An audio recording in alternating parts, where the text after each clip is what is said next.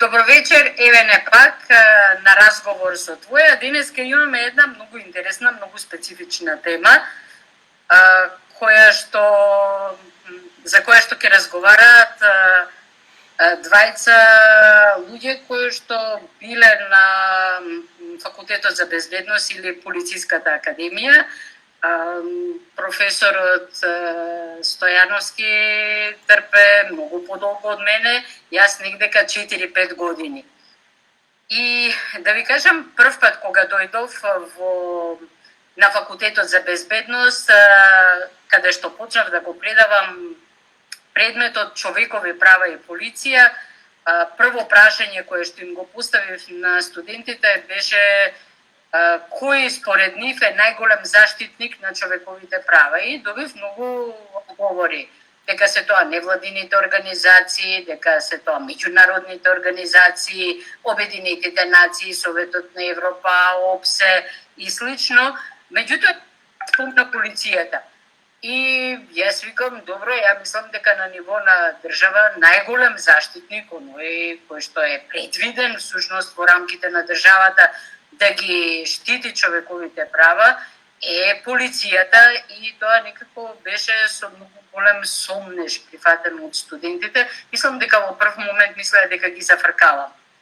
И имав цела година, цела учебна година да им објаснам зошто мислам дека е тоа така, да ги убедам дека е тоа така и да им дадам некако доволно аргументи за да можат воиднина и самите да настапуваат со таа идеја. На моје големо жалење некако многу мал број, или дури не сум сигурна дали воопшто некој од тие мои студенти влезе во полицијата, и покрај тоа што имаше многу солидни студенти со многу високи оценки, со многу големо знаење. Меѓутоа во полицијата влегоа по соодветни кадри, слушнав неколку фризерки, наставници, имаше дури 2-3 теолози и слично. За жал, значи, она што се случува во последните 20 години со полицијата е дека постојано се зголемува корумпираноста на министрите, кои што постепено ја уништуваат професионалноста на Министерството за внатрешни работи, се зголемува партизацијата и во секој случај изостанат соодветна реформа која што би се одвесувала на она што го градиме како нов демократски систем. Она може би најмногу што ја го забележувам и што ми остави впечаток е дека цело време некако се одеше и се уште се оди на полицијата да се гледа и полицијата да се гради како хомогена структура. Значи, сите се полицајци, така? И на некаков начин таа структура воопшто не одговара на она што представува хетерогена материја со која што би требало полицијата да се бави. Мултикултурно општество во кое што треба да функционира, многу различни ситуации со кои што треба да се соочи, и во секој случај постепено се губеше воопшто идејата дека полицијата може да биде нешто друго освен некој кој што казнува, некој од кој што треба луѓето да се плашат, некој кој што дури и во најкритични ситуации за луѓето, прашање е дали го гледаат како пријател или непријател. Може би е ова мој само таков впечаток, не знам, Трпе, какво е твоето мислење, какви се твоите перцепции за оваа материја? Добро вечер и од мене. Станува збор за интересен феномен и еве, ти го спомна периодот кога им предаваше на студентите и искуствата со кои што си се соочила. Во еден претходен период, оној до 90-та година, кој што имаше поинакви вредности, каде што државата беше на прво место, а граѓанинот потоа, полицијата како институција која што се беше задолжена да ја чува државата, така и постапуваше. И секако дека беше голем предизвик со промената на општествено-политичкото уредување, полицијата да почне да функционира во капацитет во кој што се очекуваше од неја. И во тој период правевме некои истражувања и во некои разговори со полициски службеници на прашањето која е разликата помеѓу милиција и полиција, добив еден одговор кој што ми остана во сеќавање. Од еден полицаец, не се ни сеќавам кој е тој, меѓутоа одговорот е ваков. Па вели, ние до вчера бевме милицајци, а сега сме полицајци. И тоа е разликата. Тоа всушност го кажува проблемот со кој што се соочува полицијата како организација и секако како поединци кои што се внатре, кои што имаат своја надлежност. Што отприлика тоа значи? Таа промена на вредности за мене беше необично кога после 90-тите години странците, меѓународната организација и пред се Советот на Европа отвори многу програми и проекти во кои што се инсистираше на обука и тренинг. И после некое време сватив дека всушност полицијата е можеби прва на удар кога треба да се прави некоја промена на вредностите. Особено кога треба да се дефинира што полицијата треба да работи, за да ги препознае човековите права и слободи. И тоа се одрази во многу аспекти. Например, полицијата, како современа полициска организација, главно се фокусира на три задачи. Ако можеме да ги дефинираме како три основни столба на кои што таа работи.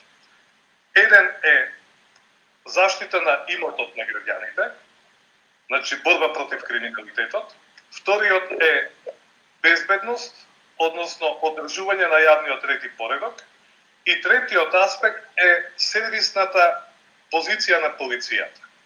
И би било идеално кога овие три столба би функционирале на некој начин подеднакво.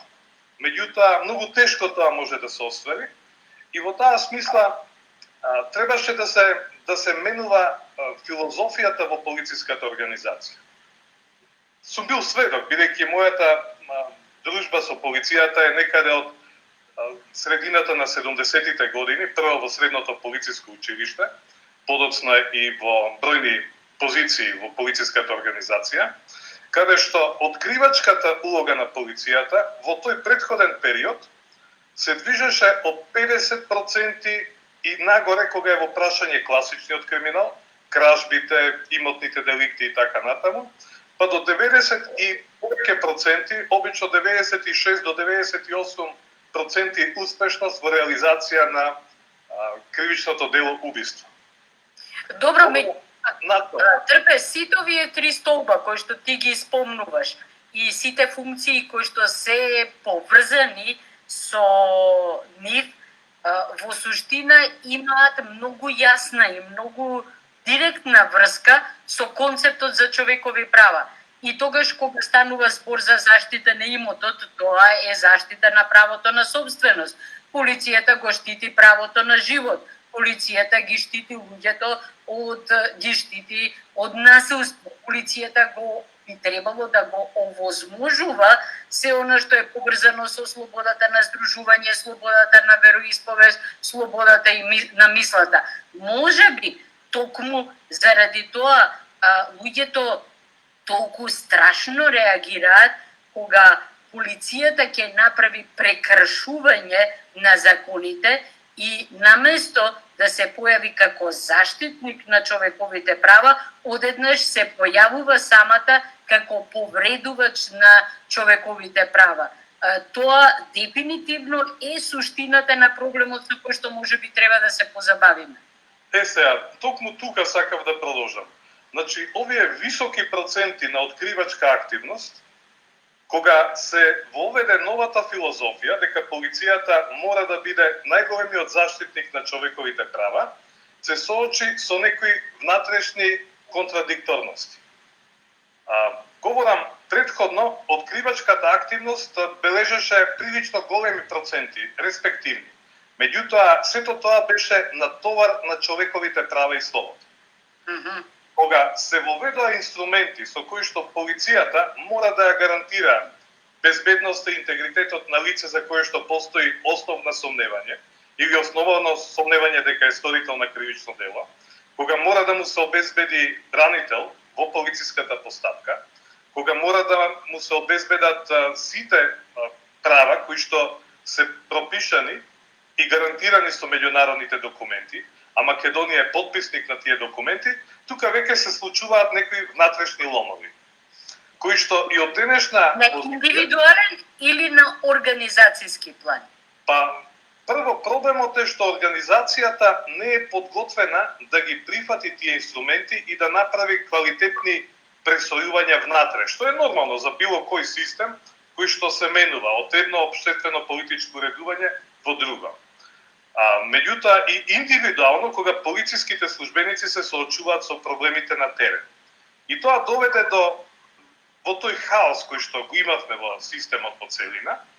Полицијата ја делеше судбината или улогата и на другите државни институции и со помош на меѓународните партнери и пријатели имаше подадена рака да се движи побрзо, бидејќи токму од полицијата која што има инструменти на сила, зависи како таа ќе се адаптира во општеството, во заедницата и како таа ќе зрачи внатре во заедницата. Бидејќи општеството си има своја патека на движење. Полицијата функционира во тој систем на вредности.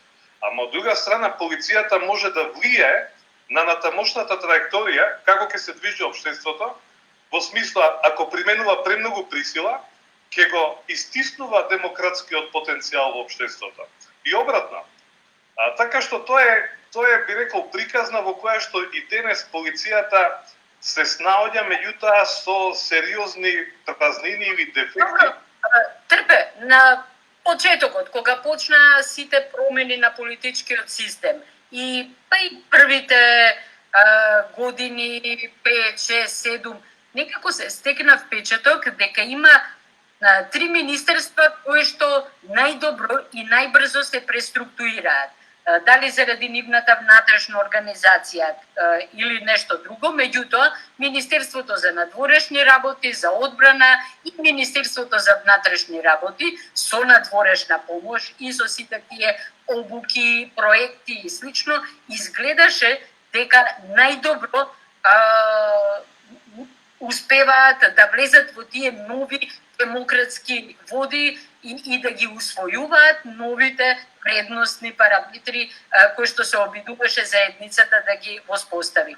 И одеднаш во некој момент дојде до пресекување и одеднаш не само што престана тој од нанапред, туку почна одење наназад. И јас лично мислам дека во моментов Министерството за внатрешни работи се наоѓа на полоша позиција отколку она која што ја имаше на почетокот на трансформацијата која што се изведуваше во првите години од самостојноста на Македонија. Дали ти имаш таков впечаток? Се согласувам дека има амплитуди кои што се случуваат и жално е што некои од приликите што ги имавме не се искористија или не се искористија во обем во кој што требаше да се искористат. Тука пред се мислам на периодот после 2001 година, кога завршија сите оние глупости со воени судири со и така натаму, и каде што меѓународната заедница сериозно се концентрираше на Македонија да помогне. И Македонија може би една од ретките земји во која што поминаа бројни полициски мисии, кои што не секогаш беа со репресивен карактер. Напротив, имаше и такви кои што функционираат во смисла да помогнат во тренингот, во едукацијата, во создавање некоја платформа за современи механизми со кои што ќе може да работи полицијата. И тоа се случува и денес. ОПСЕ е тука повеќе од 3 децении и секако дека неговата помош не треба да се заборави. Меѓутоа, ќе споменам пред се на помошта од Европската комисија во бројни проекти кои што се мерат со повеќе стотици милиони евра. Ќе ги споменам тука обуките кои што се едни од најдобрите кои што ги прави и се уште помага, например, владата на Соединетите Американски држави. И сето тоа придонесува за да се следат современите чекори и многу наши полициски службеници денес се успешни како поединци. Меѓутоа, она што не смееше да се случи е преголемото политичко продирање во Политичко или партиско? Политичко или партиско? Значи, се она што значеше политичко, меѓутоа на ненаучени лекции политички и уште повеќе партиското. Значи, кога жално е што Министерството за внатрешни работи, кое што треба да биде гарант и заштитник на човековите права, и тука нема дилеми со оценките за кои што говоревме, кое што треба да биде секогаш гарант или заштитник на послабите, и уште повеќе институција која што треба во било кој момент покрај почитување на законот да покажува високи етички вредности, во изминатите 10 на 13 години се претвори во нешто спротивно. Значи, еден од клучните принципи за кои што говорат современите модели на полициска организација, од Роберт Пил и наваму, е довербата на граѓаните во институцијата. После оние состојби со прислушкување, со едноставно никакво етичко работење или злоупотреба на законот во партиски предсецели, меѓутоа и со недозволено длабоко продирање на политиката во институција која што треба да биде специализирана, создаде проблеми, меѓутоа тоа се проблеми кои што не може да ги смените во неколку години. Тоа се проблеми кои што траат. Тука би го повикал и рамковниот договор, кој што како решение отвори врата за квалитетни чекори, меѓутоа во првите години тоа значеше контингентно пополнување со партиски представници, а тоа се кога ќе внесете такви лоши кадровски решенија или ајде да бидеме покоректни, непроверени кадровски решенија, кои што ги заобиколуваат критериумите за влез во полициска организација од аспект на здравствени способности, на интелектуални капацитети и на ниво на едукација која што се неопходни, тогаш веќе сте инсталирале субјект кој што ќе екзистира најмалце 30 години внатре во полициската организација. Добро, Трпе, што се случи со тие обучени кадри? Заради тоа што и факултетот за безбедност продуцираше веќе навистина многу солидни кадри кои што учеа по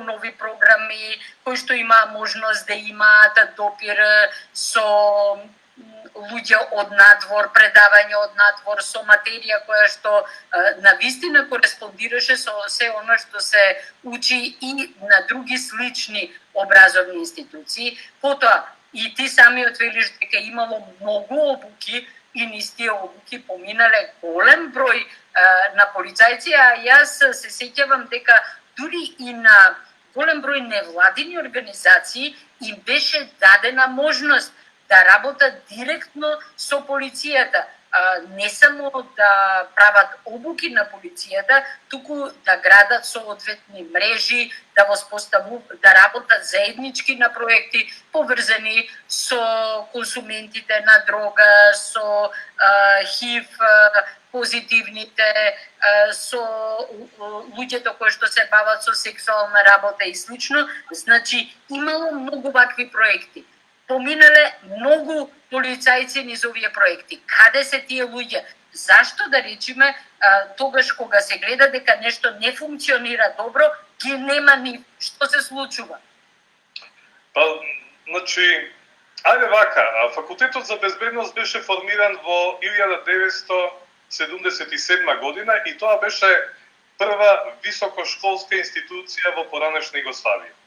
Значи, имавме паметни луѓе кои што успеава со аргументи да поентираат и да направат институција која што беше прилично респективна и отворена и посетувана од студенти од сите тогашни републики во поранешна Југославија. Предавачите беа исто така во категоријата на врвни предавачи и сето тоа тргна во таа насока. Меѓутоа, кога се случуваа промените на системот подоцна, во тој период и во годините подоцна, дипломираните студенти од тој факултет беа на витални работни позиции и сето тоа се одразуваше, се чувствуваше во квалитетот во сферата на внатрешната безбедност. Ама исто така се случи политичка одлука со која што се укина факултетот за безбедност и сето тоа се удари или потреси кои што оставаат последици, кои што не се едноставни за надминување. После тоа, моје лично мислење е дека транзицијата која што се случуваше, со сите дефекти, го отвара прашањето, а дали ние сакавме во тој период да имаме компетентна, стручна институција која што ќе гони криминал. И сето тоа повеќе или помалу беше заплискување на ткивото кое што почна да исчезнува. Поединци беа и се уште се на позиции, меѓутоа исто така гледаме и за одредени девијации, каде што професионалци од сферата почувствуваат дека имаат своја проекција или просперитет кон политичките партии на власт и се преклонија таму, што априори не е грешна оценка ако го задржат професионализмот и подоцна. Но голем број професионалци внатре во полициската организација едноставно не можеа да ги прифатат тие скршени вредности кои што беа инсталирани и си го бараат чарето. Денес многу луѓе кои што поминале условно кажано полициска едукација, може да ги препознаеме и во други институции, но пред се во приватниот бизнис и за жал најголем број се надвор од Македонија. Сега, тоа е реалност, но безбедноста е сложен процес кој што бара континуитет, каде што политичките партии, кога ќе дојдат на власт, тие едноставно треба да продолжат со надградба на она што го имаме. За жал се случуваа ломови, кои што ги чувствуваме и денес и ќе ги чувствуваме и понатаму. Од аспект на доверба, која што полицијата треба да ја стекне повторно кај граѓаните, бидејќи полицијата по распадот на поранешна Југославија во период од неколку години беше институција со далеку најголема доверба од граѓаните во тој период и тоа не може да се еднаш освоена таква ситуација, таа не значи по дефиниција дека ќе биде за секогаш. Таа состојба полицијата постојано мора да ја докажува. Лично сметам дека многу импровизации се случува и во пристапот кон Министерството, и во управувањето со Министерството, а уште повеќе кога политичките партии на власт, некоја повеќе, некоја помалу сакаат да профитираат од тоа. Така што граѓаните може да проценат кога институцијата е нивни сервис. Еве, да ги погледнеме последниве состојби што ги имавме. Например, се случуваат некои поместувања во подобра насока, споредено со оној 10-годишен период, од тоа каква беше полицијата. Бидејќи тогаш, говорам полицијата под чадарот каде што се сместени и сите безбедносни агенции и структури, кои што имаат полициско овластување или имаа во тој период. Значи, она што мора полицијата да го прави е да се врати кон напишаното во книгите. Вредностите кои што се во нејзина надлежност, нема друг начин. Тоа мора да се прави со квалитетен избор на кадри кои што не се искашкани и секако оние кои што ќе ги усвојуваат знаењата на полициското работење. Затоа што гледам дека посебно она што ти го спомна пред малку, а може би треба и повеќе да се потенцира заедно со враќањето на она што представува напишано во книгите и држење до тие процедури е најверојатно и институционалното помнење. Она што јас го забележувам од твоето кажување, од начинот на кој што се случуваат турбуленциите во Министерството за внатрешни работи, зборува дека токму тоа се нарушува, односно дека се почнува или од нула, или се почнува не од нивото кое што претходно е веќе постигнато, туку има, како што ти спомна, големи амплитуди. Кога има такви големи амплитуди, автоматски не може да зборуваме за воедначен постоен развој, туку за враќање повеќе чекори назад, па одење во ќорсокаци и слично. Така што најверојатно тоа институционално помнење е еден од елементите на кои што треба да се обрне внимание. Безбедноста е материја која што не поднесува импровизација. Од таа причина, патот или движењето по траекторијата на безбедносна организација, и полицијата е безбедносна организација, подразбира дека мора да се почитуваат проверени решенија. Оние кои што ги практикуваат земјите со подолга демократија, ако ништо друго. Но сето тоа прилагодено на нашите состојби. Тоа подразбира дека кога партиите ќе ја освојат власта, не треба да се играат со тоа дека министер може да биде овој или овој. На институцијата и треба добар менаџер, кој што ќе ги користи услугите на професионалците кои што поминале голем дел од животот таму и кои што си ја знаат работата. Она што нам ни се случува е масовно менување на раководните позиции во министерството. За жал тоа се случува и во другите државни институции, и надоврзано со тоа што го кажуваш, со нови луѓе, нека бидат некои од нив и способни, меѓутоа за жал и многу неспособни, се крши кичмата на меморијата или на континуитетот и за жал се почнува со импровизации, каде што приоритети, понекогаш за жал и во полицијата, се партиските приоритети, а не оние кои што му требаат на граѓанинот во континуитет. И тоа за жал се случува и во испорачување на сервисот кој што го сакаме да го добиеме, за кој што плаќаме пред се. Меѓутоа, знаете како, во полицијата исто така мора да има структури кои што ќе ги прифатат, ќе ги проценат потребите на граѓаните и ќе се организираат или реорганизираат за да одговорат на тие потреби. Тоа ќе биде можно ако имате квалитетни менаџери. Денес имате квалитетни професионалци, кои што ако се на потребното место, имате од нив продукција, ама многу од нив се ставени некаде по страна кои што едноставно не може да изфункционираат квалитетно. И кога ние говоревме за професионалност, овде е особено важно да се утврдат критериуми по кои што професионалците ќе може да се чувствуваат дека се во својата средина, во својата институција. Кај што нема да зависат од тоа дали предпоставениот ќе биде задоволен или незадоволен од нивната работа врз основа на неговото убедување, а тој врска нема од полициската работа. Така што тие импровизации се сериозен проблем, кои што се одразуваат и понатаму. Еве, само кратко, значи, ние сме осудени во овој период да почнуваме со нови и нови реформи. Имавме некогаш подолг исчекор со тие реформи, кога ги правевме со партнери од Германија, од Франција, од Англија, од државите кои што се препознатливи по тоа, ама за жал, кога ќе направевме неколку исчекори квалитетни, едноставно тука згаснуваа нашите потенцијали. Дали тоа ќе беше резултат на избори и доаѓање на нова структура, која што не секогаш или многу малку прифаќаше нешто од претходно направеното и почнуваше со некоја своја визија, меѓутоа повторно во некој ќорсокак. Еве, и ова сега што се прави. Ние ја добивме од пример архитектурата во сферата на безбедност.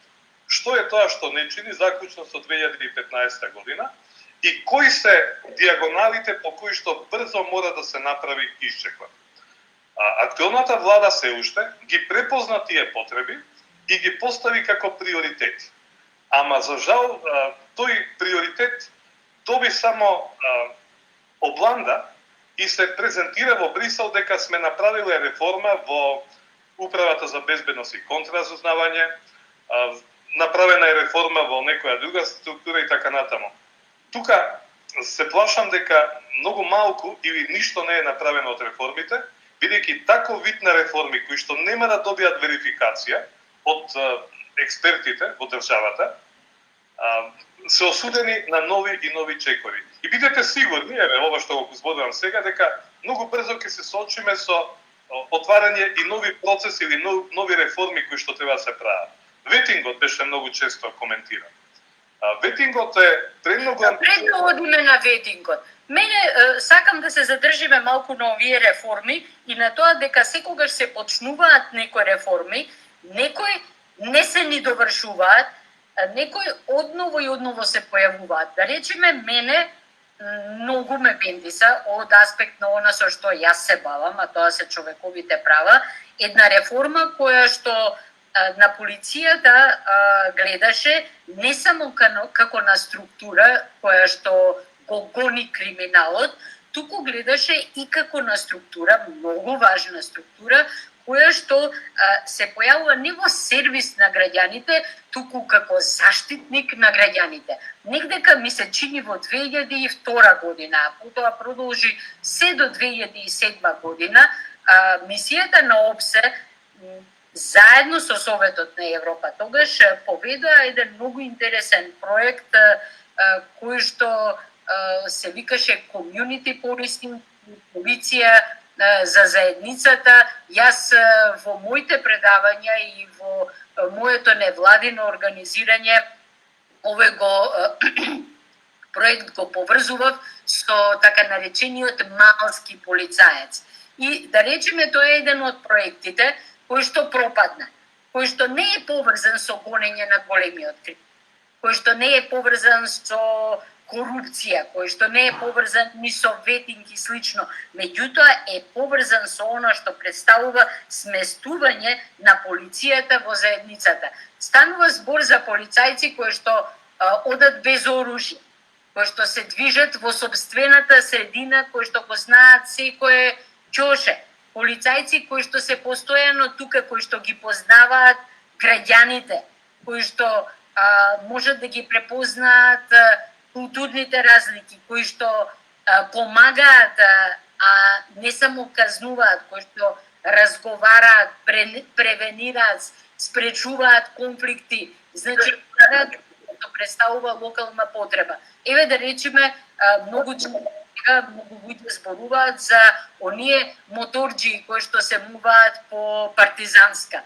И викаат, полицијата знае, ние ќе се јавиме на полицијата, додека дојде полицијата, веќе ги нема моторџиите. Меѓутоа, доколку во лептокарија, во Карпош и слично, таму цело време постојат такви локални полицајци кои што се присутни во заедницата, најверојатно многу потешко би било, многу потешко изводливо би било да се појават секоја вечер овие моторџии да го нарушуваат редот и мирот. Или мене што ми се има случајно во село Сандево, човек пушта музика силна во 2 саат од пополноќ. И јас се јавувам на полиција која што треба да дојде и да изреагира.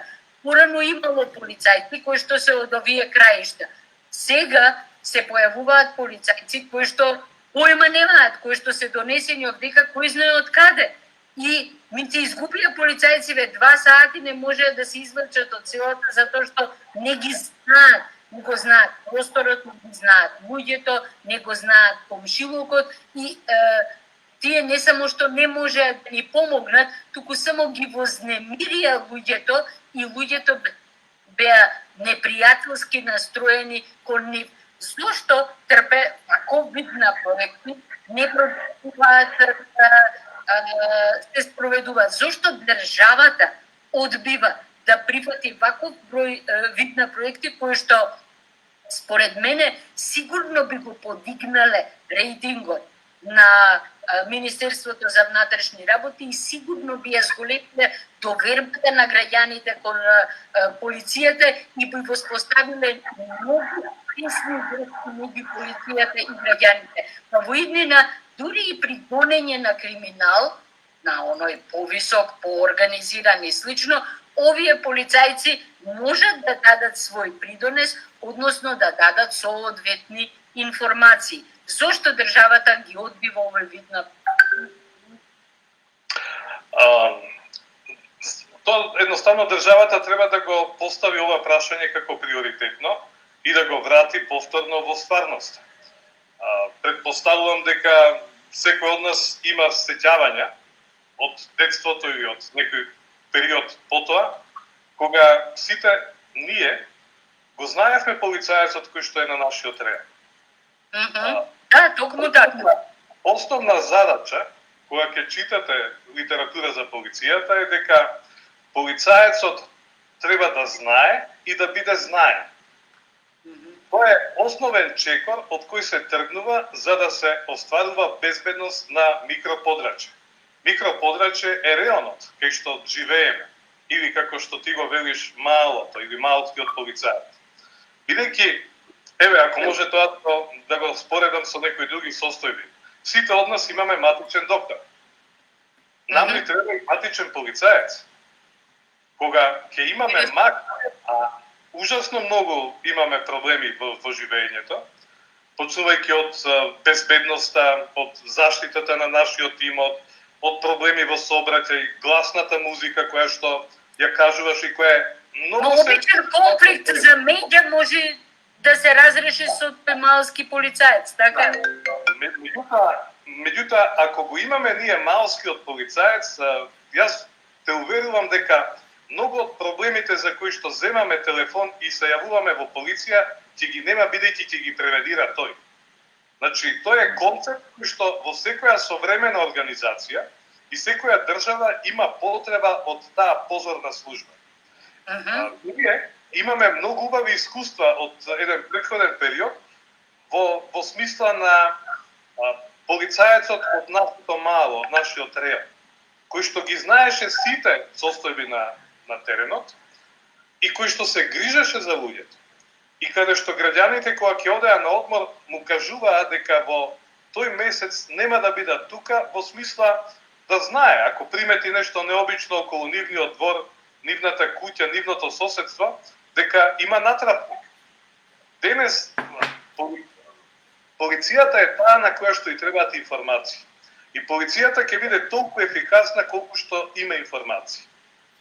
Добро, зашто не го потфаќа државата? Што е она што дали не постои интерес или нешто им пречи? Мислам, вистина не ми е јасно зошто да не се поддржи една ваква идеја, еден ваков проект кој што многу лесно може да заживее на овие простори заради тоа што се уште ги имаме сеќавањата на таква една ситуација. И не само тоа, но тој концепт ќе придонесе за превенирање на некои нови проблеми на кои што се изложени граѓаните и ќе им помогне на граѓаните да се чувствуваат побезбедно.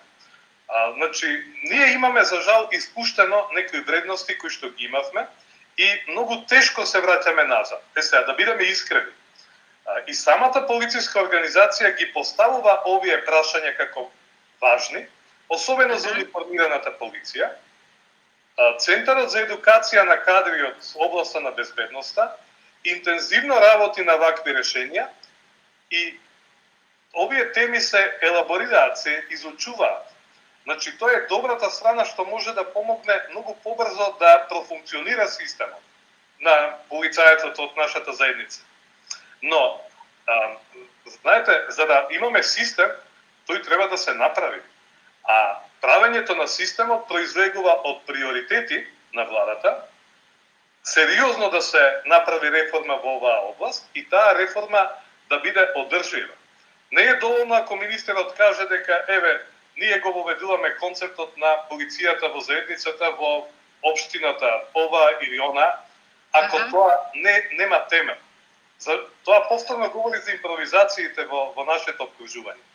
Безбедноста е сериозна работа и не смее да се импровизира со неа. Без оглед која партија ќе дојде на власт. Едноставно, тој пат кој што е поставен, трасиран, и таму кај што се постигнати одредени резултати, тие мора да бидат задача на следната власт да цида нагоре. За жал, ние тоа го немаме. И за жал, и во нашето обкружување од една прилично солидна позиција, компаративно со земјите од регионот, ние стагнираме. И тоа е сериозен проблем, кој што, ако сакаме, може да се надмине. Но, тој концепт мора да го осмисли квалитетно менеджментот во Министерството, да добие согласност или поддршка од владата, од собранието и така натаму, да се обезбедат сите параметри за тој концепт, ако сакаме да го инсталираме. Бидете сигурни дека меѓународната организација извонредно многу ќе помогне, особено кога ќе почне да препознава дека тие бројни тренинзи во Америка, во Германија, во Англија и секаде низ светот покажуваат резултати. За жал, ние ги прифаќаме тие програми, проекти, учествуваме во нив, меѓутоа ја немаме одржливост. И тоа е повторно се враќаме на тие две проблематични точки. Едното е континуитетот во постоењето на организацијата, кое што е поврзано како со институционалното помнење, меѓутоа и со континуитет, кадровскиот континуитет, и второто е професионалноста. Значи, доколку се посвети внимание на овие две точки, доколку тој кој што ќе дојде на власт ги издвои како приоритетни елементи во реформата и во структурирањето на Министерството, би можело да се очекува и придвижување, колку што јас можам да разберам. Секако, ама таа лекција треба да се разбере од сите кои што имаат моќ на носење на одлуки. Така што тука мислам пред се од политичките лидери, од формираните институции во државата и со поголема одговорност да се пристапи кон извршување на работите. Од друга страна, имаме процеси кои што сериозно ги подкопуваат овие, би рекол, исправни размислувања. Ако имате вие корупција, која што не секогаш е во давање, земање на пари само, но корупцијата јас ја подразбирам и во подвиткување на рабовите на законите, со цел тие да не се имплементираат комплетно, тогаш ќе имате само импровизации и само палац. Но, да се вратиме на концептот полицаецот од нашето обкружување. Од друга страна, еден друг парадокс сакам да потенцирам. Од 2008 па до 2018 година, на проекти и програми кои што се однесуваат на Европската комисија што ги овозможува во рамките на програмата FP7 порано Хоризонт 2020 сега, кога преку академските институции ќе побара вклучување на Министерството за внатрешни работи, одговорот беше крајно позитивен. Говорам за период кога и две влади се менуваа со различна политичка определба. Значи, поддршката и вклученоста на Министерството во активностите кои што следеа во проекти од 3 или 4 години беше извонредно професионално поддржан.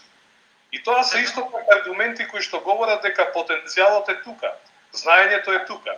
Веројатно на некое раководно ниво треба да се отвори простор и кога се носат одлуки, тие да тргнат уште во правец нагоре кон владата, ова прашање да биде препознаено како приоритет и потоа во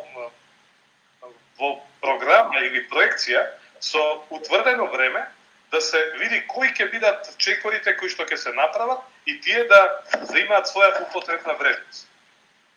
Имаме многу предности, меѓутоа, знаете, тие може да останат само на предности ако не се соберат и не се стават во рамка на систем кој што ќе има своја употребна вредност.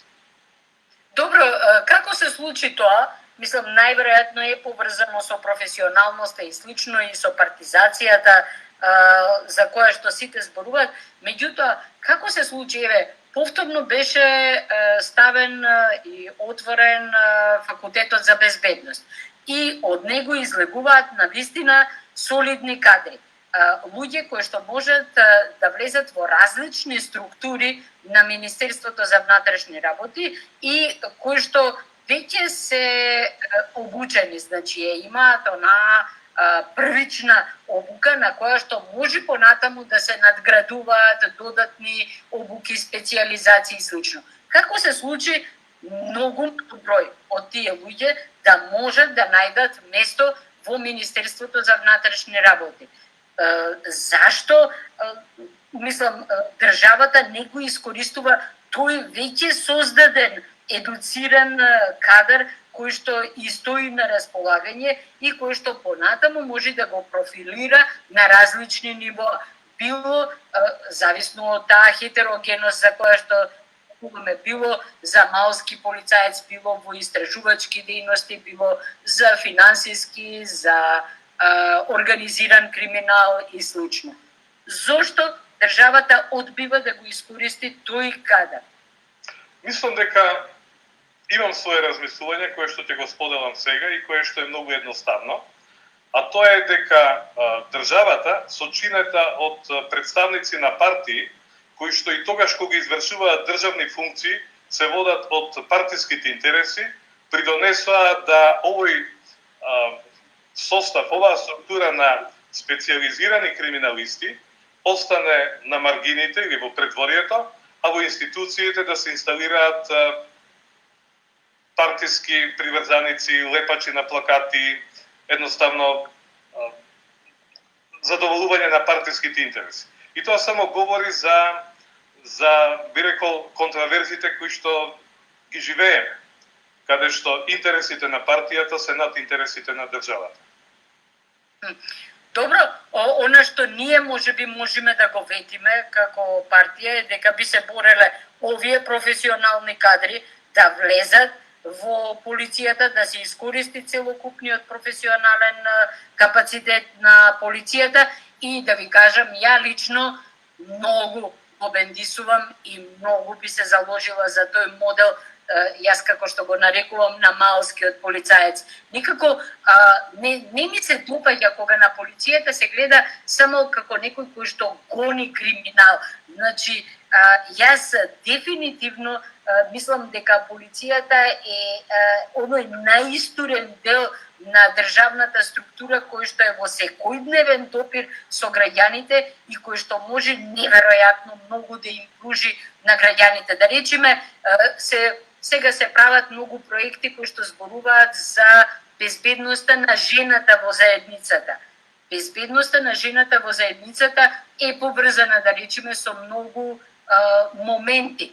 Колку се осветлени улиците, колку има можност за колку е сообраќајно поврзано местото на живење, колку има да речеме такви темни места каде што може да биде нападната и слично. Меѓутоа, според мене, еден од основните елементи кои што би можеле да го воведиме е во размислувањето на сигурноста на жената, односно родовата сигурност, може да биде токму постоењето на еден ваков малски полицаец или сигурноста на децата. Ние имаме неверојатно голем број на случаи кога децата се изложени на сообраќајни несреќи тогаш кога излегуваат од училиштата, тогаш кога истрчуваат на улица од игралиштата и местата кои што се предвидени за нив. Повторно, тука доаѓаме до ситуација кога не ни треба нам некоја полициска сила, марици, джипови и слично, човек кој што ќе биде присутен и кој што на овој или на начин ќе ги подсети луѓето на правилата кои што треба да се почитуваат. Таков е некако мојот впечаток. Да, би се натоварил со 3 поенти во однос на ова што го кажа. Прво, нам ни треба реонскиот полицаец, бидејќи тоа е неопходност. Ако го немаме сега, ќе живееме на овој начин уште некое време, меѓутоа некогаш тој инструмент мора да се инсталира во заедницата. Бидејќи така функционираат сите современи држави. Еве за пример само, Холандија, работевме во повеќе проекти, така што позитивните искуства остануваат во сеќавање. Во еден мал град во Холандија доаѓаат 20 нови полициски службеници. И тие, преку полициската организација, преку Facebook, групата која што ја имаат и функционира со граѓаните од нивниот район, се најавуваат дека тоа се 20 нови службеници, по име и презиме, некои основни генерали, и дека тие почнуваат да патролираат на районот, значи граѓаните ќе забележат нови ликови во униформа. Тоа се тие нови, а од друга страна новите полицајци пак имаат желба да се сретнат со граѓаните и да разговараат за нивните проблеми. Бидејќи главен модел или главни очекувања од овој концепт за кој што разговараме, малскиот полицаец, е тој да добива информации од граѓаните, тие информации да ги користи во функција на поквалитетен сервис кој што треба да им го обезбеди, без да се злоупотребуваат во било која смисла, значи да постои доверба. И ако таа доверба е воспоставена, тогаш граѓаните ќе го бараат полицаецот да му ги соопштуваат своите грижи и уште повеќе да споделуваат одредени сознанија кои што се необични, несекојдневни и така натаму. Тоа е првиот момент. Вториот е што од друга страна ова е модел кој што треба да се развие, да се тестира и да се проба да профункционира. Моje лично искуство од овие изминати неколку години е и во една скопска општина, каде што имаше поранешен полицаец кој што работеше во безбедносните аспекти на општината, имаше всушност прилично добро поставен модел на комуникација со училиштата, со граѓаните, со условно кажано лидери или авторитетни лица од општината, со кои што можеше да се бара да ги слушнат грижите на граѓаните, за потоа заедно да бараат концепт или модел, а што е тоа што реално полицијата може да им врати. Бидејќи од граѓаните ќе добиете и барања кои што ги надминуваат овластувањата на полициските службеници. Но преку разговор и со аргументи ќе се отвори проблемот и ќе се дојде до заклучок што е тоа што може да се направи. И последно, но не и по важност е, ја спомнати приказната со гласна музика. За жал и во моето соседство, еден поранешен магазин, Министерството за економија го изнајмило и е среќно дека добило не знам какви средства за лиценца, која што во иднина тие магазини денес се ноќен клуб. Вау! Среде така спалната на Скопје, така? Да, а тоа е на неколку стотини метри од Министерството за внатрешни работи. И ова што се случува сега, веројатно внатре амбиентот е некаков. Музиката е гласна, меѓутоа може да се толерира. Меѓутоа, она што е криминално е што луѓето кои што излегуваат од тој ноќен клуб во 3, 4, 5 часот наутро, пијани, кои што се паркирале со возила по тревниците, го блокирале патот кој што е еден од излезите од државна болница и кога во 2 или во 3 по полноќ, затоа што буквално е блокиран патот, имате болничко возило кое што ги пушта сирените за да бара начин како да помине тука, и кога за тоа се алармира во полицијата го прима повикот или жалбата од граѓаните, а тоа се жалби кои што во една вечер можеби се и по 20-тина, излегува на лице место, меѓутоа тоа е објект кој што нема сообраќајни решенија, каде што ако е кафеана или ноќен клуб, треба да има и соодветен паркинг простор. Тука конфигурацијата на земјиштето не го дозволува тоа. И кога разговарам со некои од полициските службеници, некои мои ученици, едноставно тие се ставени во ситуација да спроведуваат закон, меѓутоа на еден некоректен или нефер начин се ставени, не секогаш ги имаат инструментите по кои што треба да постапуваат.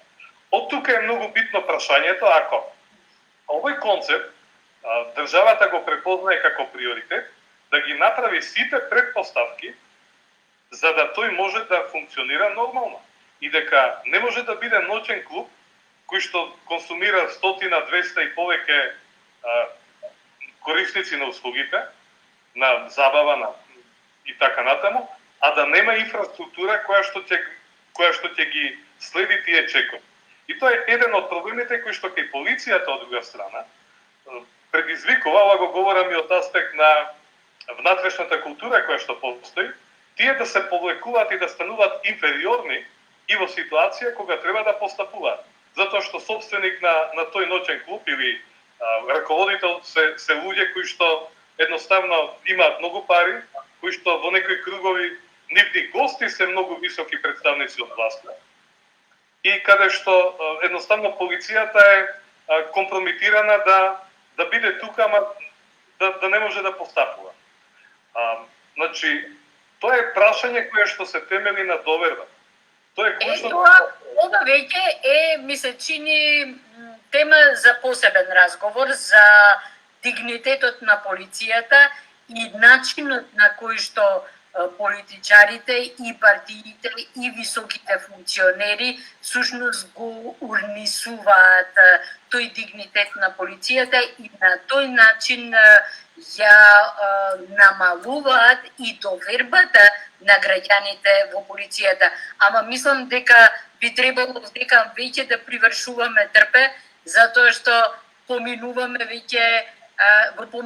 времето кое што го предвидовме и јас навистина сакам да останеме со таа намера да туркаме кон усвојување, промовирање и стварување на овој принцип на малски полицаец и секако сите оние други реформи кои што би требало да се направат во полицијата. Секако, јас го споделувам задоволството од овој разговор и мојата порака е она што ќе го правиме нека биде и малку, ама да биде квалитетно. И да биде основа на која што секој што ќе дојде после нас да става цигли кон комплетирање на објектот. Супер.